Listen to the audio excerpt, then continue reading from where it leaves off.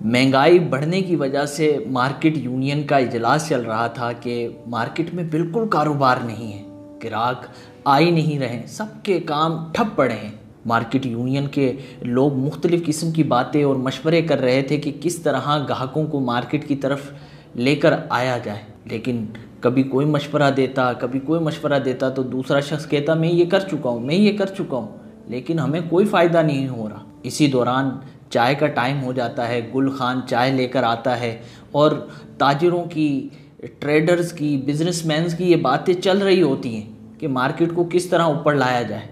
तो गुल खान ये बातें सुनकर कहता है हाजी साहब अगर इजाज़त हो तो मैं एक बात बोलूं।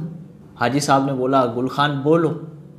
गुल खान अनपढ़, जाहिल, कभी स्कूल भी नहीं गया था, बिजनेस की हाव नो भी नहीं थी उसे ज़्यादा। उसने कहा कि हाजी साहब मुझे लगता है कि एक काम अगर आप लोग कर लें तो आपकी मार्केट उठ जाएगी, मंदी ख़त्म हो जाएगी, कारोबार दोबारा बेहतर हो जाएगा। तो हाजी साहब ने कहा बोलो गुल खान क्या मशवरा है तुम्हारा, क्या आइडिया है। तो कहा हाजी साहब दरअसल मामला ये है कि आप दुकानें खोलते हैं ज़वाल के वक्त और रिस्क की तकसीम का टाइम है फजर के बाद।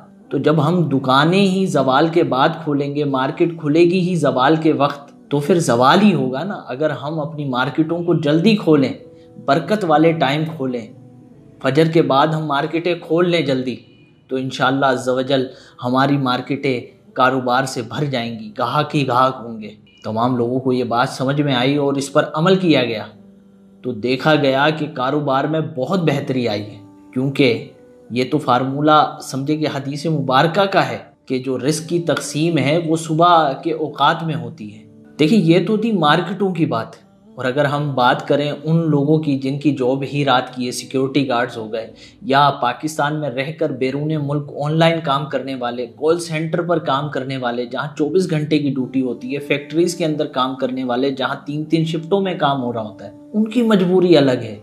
लेकिन जिनके लिए मुमकिन है कि वो सुबह कारोबार कर सकें, सुबह रिस्क की तलाश में निकल सकें, तो वो निकले इंशाअल्लाह अज़्ज़ वजल, उरूज हासिल होगा, ज़वाल ख़त्म होगा।